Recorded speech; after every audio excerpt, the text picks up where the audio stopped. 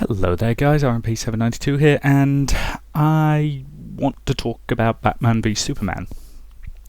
Specifically in relation to the new teaser that just got put out, the one that came out after an episode of Gotham. If you haven't seen it yet, it's only about 50 seconds long. I suggest you go watch it, and I will give you a second. Okay, you've seen it now? Good. I really hate this teaser. I'm going to start off by saying that I am fully aware of the current going theory that it's all a dream, because apparently there was some toy that leaked that had the outfit Batman's wearing in that scene listed as Nightmare Batman. But here's the thing, if you're going to market your film with a scene like that, the implication is that that's what your movie is about.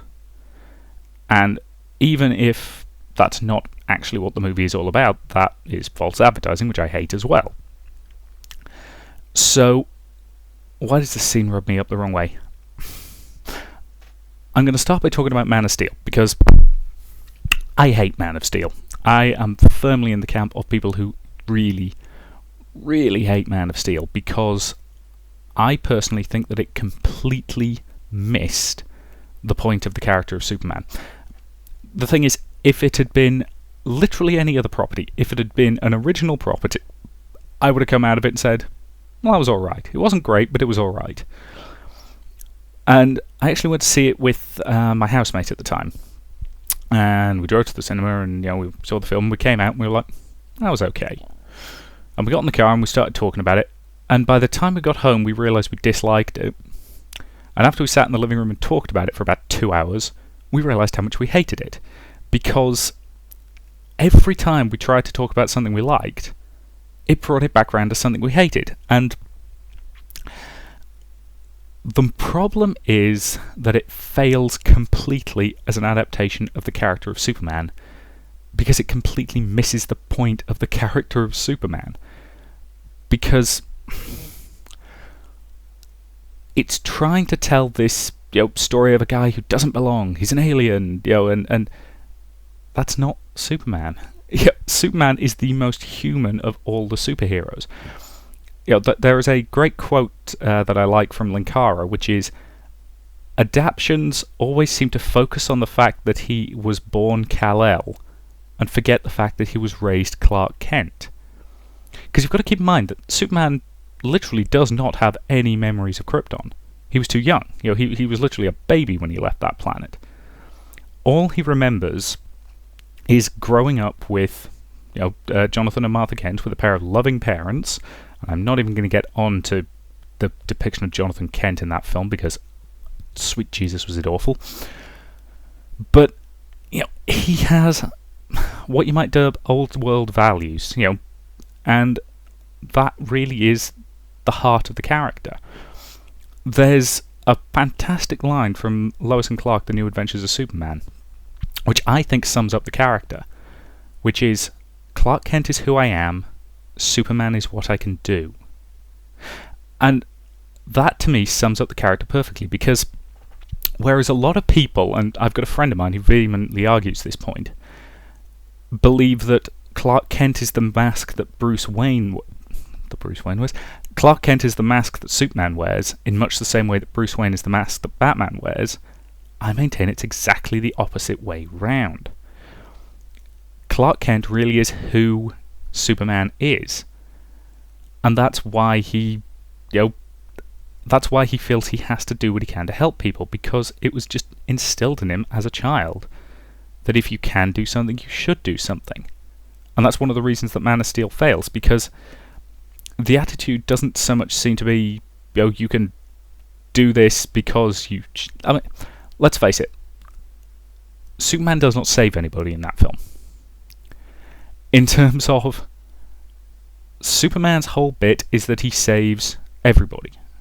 Hell, there's a great PSA comic, which, let's face it, most of those are terrible, but the reason this one works is for one simple scene, where there's this honking big chemical fire at a chemical plant, and Superman's on his way to deal with it. And on the way there, there's basically these kids who are being cruel to a cat. They're got this cat and they basically throw it into traffic, off a bridge over a sort of motorway, dual carriageway type thing. And they throw the cat out, and he swoops down, he grabs the cat, he drops it off safely, and then he goes straight onto the chemical fire. And the thing is, there are some people who would say, oh, he shouldn't have wasted his time on that cat when there's this big, dangerous chemical fire. But the point is that Superman doesn't think like that. He just saves everybody he can, because that's who he is. In Man of Steel, he doesn't do that. You've got the whole, oh, but he saved the whole planet. He kind of didn't. Let's be honest. There were a lot of ways that they could have avoided everything that happened in that film. I mean, look at, say, how it should have ended. Which basically just has him immediately, rather than having that really stupid scene with the priest that just kind of beats you over the head with the Jesus analogy, he could have just gone straight to he could have gone straight to the Jor-El hologram and basically just immediately found out how to beat Zod, and that would have been problem solved. But I hate Man of Steel. I'm just going to get that and move on. When they announced that Man of Steel was getting a sequel, I thought, okay, maybe they'll do a better job this time. And then they announced that it was going to be Batman v Superman, and they announced it with a quote from The Dark Knight Returns.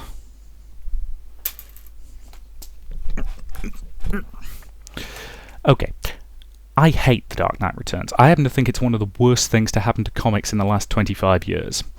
For the simple reason that it really exemplifies everything I hate about 90s trends in comics. Mostly because I hate the idea of Batman and Superman fighting each other, because that's not what they're supposed to be. I've never understood this whole, oh, my superhero is better than your superhero and he could beat your superhero up. Who cares? I'm sorry, they're superheroes. They're on the same side. I don't want to see them fighting each other. I want to see them standing together gloriously against something else. That's why I like the Avengers. Yes, you can have the friendly rivalries. Yes, you can have the misunderstandings, but there's a difference between a little misunderstanding and then working together, and a whole film that is marketed as this epic beatdown between two champions of the DC universe, frankly. And here's the thing. Superman would walk a fight with Batman. Let's be honest about this. Given their two relative power sets, skills, and everything else, unless you've got the whole, but Batman plans ahead. Yet Superman, for some reason, in so many of the adaptations, Superman is depicted as being just human-level smart. He's really not. Keep in mind the fact that the guy can think at super speed as well as move at super speed, which means, among other things, he could read every book on the planet in about an hour. And his capacity for processing information is equally advanced, so he could learn everything Batman knows in about an hour or two. So the whole, and let's face it, in the comics he's built all kinds of amazing things. The Fortress of Solitude in the comics has bloody sentient robots walking around that he built.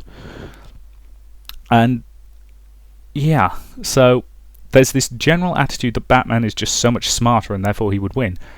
No, Batman would get annihilated, because if Superman genuinely wanted him dead, he wouldn't even come onto the same continent with him. He'd laser eye him from orbit, and he'd be dead. So I've never understood the need to have them fight each other. And again, fighting each other is not what I want to see. Here's the thing.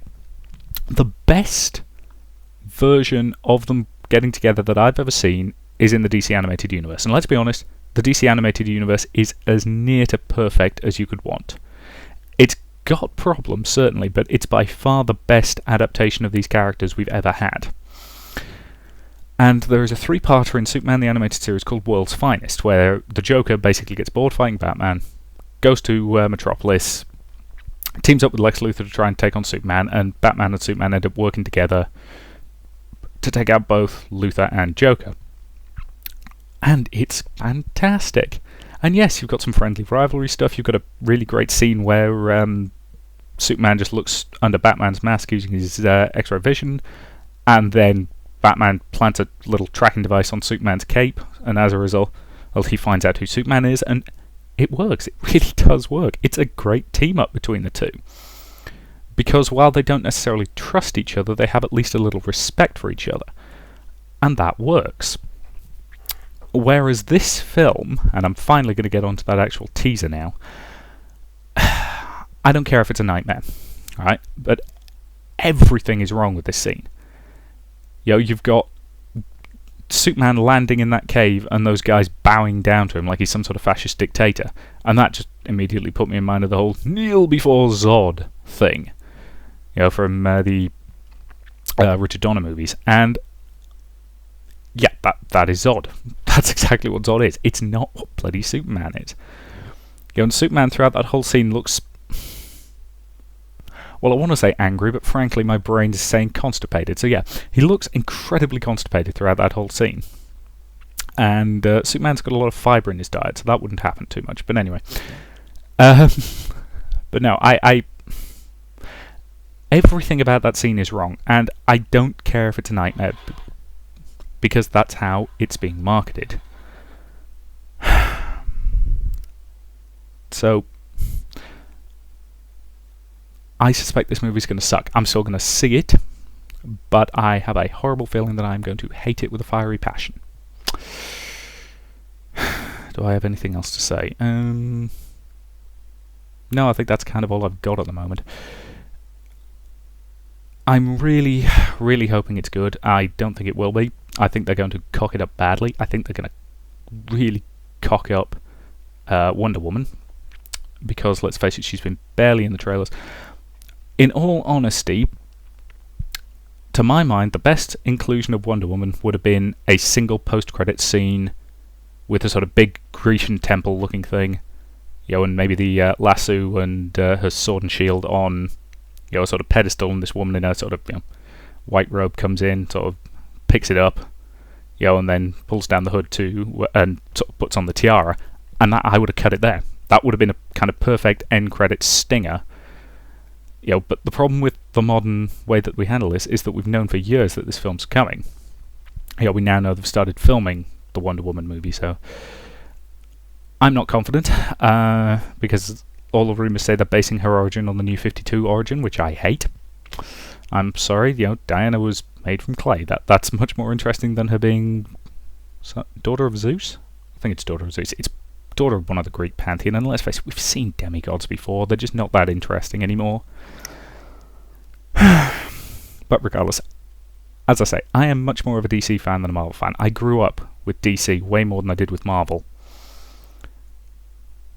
But at the moment, Marvel is by far the superior live-action studio, because they actually seem to understand their own characters, which is probably because they're almost effectively making these things in-house, whereas DC is just owned by Warner Brothers, and so Warner Brothers is just churning out whatever they think people will want, and they seem to be massively behind the times on this one. They're adapting a comic from 20-odd years ago that, as I say, I hate, and I loathe the fact that it's as strong an influence on modern comics as it is.